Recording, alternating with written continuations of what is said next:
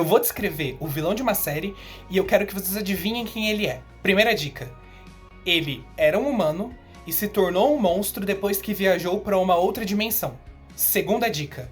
Ele mora num lugar sinistro que tem um coração pulsando o tempo inteiro. Terceira dica. Na batalha final, os protagonistas enfrentam um monstro gigante e o vilão está dentro desse monstro gigante. Quarta dica. O vilão é derrotado dentro desse monstro gigante pela protagonista. Quinta dica. O vilão não morre imediatamente, então nós temos uma cena após a derrota dele em que ele morre da forma mais dolorosa possível. Brincadeiras à parte, apesar de ter essa grande coincidência de que a batalha final de Stranger Things é a mesma batalha final que a Casa da Coruja, eu tenho um sentimento parecido com os dois finais.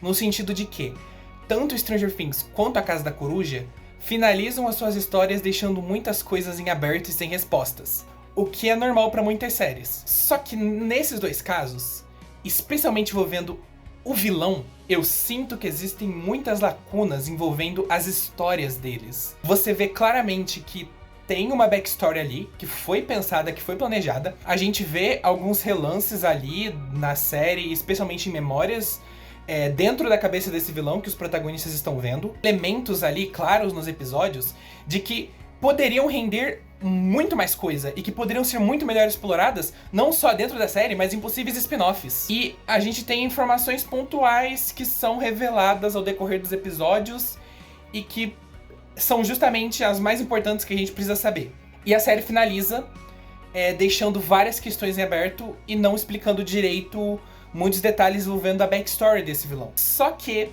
diferente de Stranger Things, eu acho que a Casa da Coruja lidou muito melhor com essas lacunas na história. A gente, pelo menos, tem as informações necessárias para que seja um final entendível e que seja um final satisfatório com o resto da série. E a Casa da Coruja tem uma complicação a mais, porque a série foi cancelada pela Disney. E eles só conseguiram finalizar a série do jeito que conseguiram porque eles pediram episódios especiais para finalizar a história.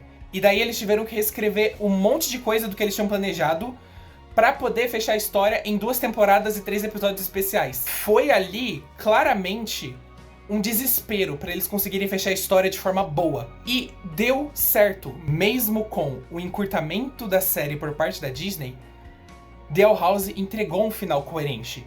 Entregou um final concreto pro espectador. Eles conseguiram pegar as informações cruciais que precisavam ser ditas e construir um final claramente reduzido, porém que ainda funciona com as poucas informações que eles colocam ali e no que eles conseguiram ali arranjar. Eu não amo a Casa da Coruja tanto quanto eu amo Stranger Things como série, mas eu amo o final que a Casa da Coruja tem. Apesar dessas lacunas na história que não são preenchidas por causa da falta de tempo, você tem um sacrifício da protagonista, mesmo a gente sabendo que ela não vai morrer, muito mais emocionante. Você tem uma batalha final impactante emocionalmente de verdade.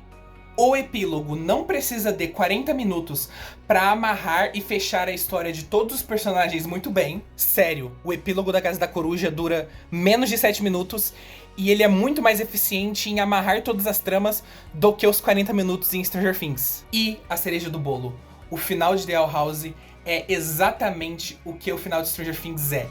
Um final feliz e que nenhum dos protagonistas morre. Até porque é uma série animada do Disney Channel, eles não iam deixar matar personagem.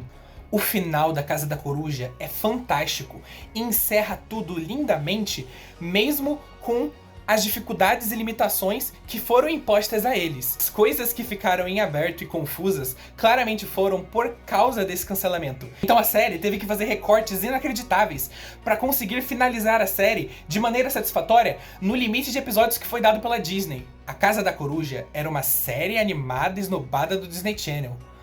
Stranger Things é a maior série do maior serviço de streaming que existe. E a Casa da Coruja conseguiu fazer um final muito melhor e muito mais bem feito, mesmo em condições muito piores do que as de Stranger Things. Sério, o episódio final de A Casa da Coruja é tudo que o final de Stranger Things queria ser e que deveria ser.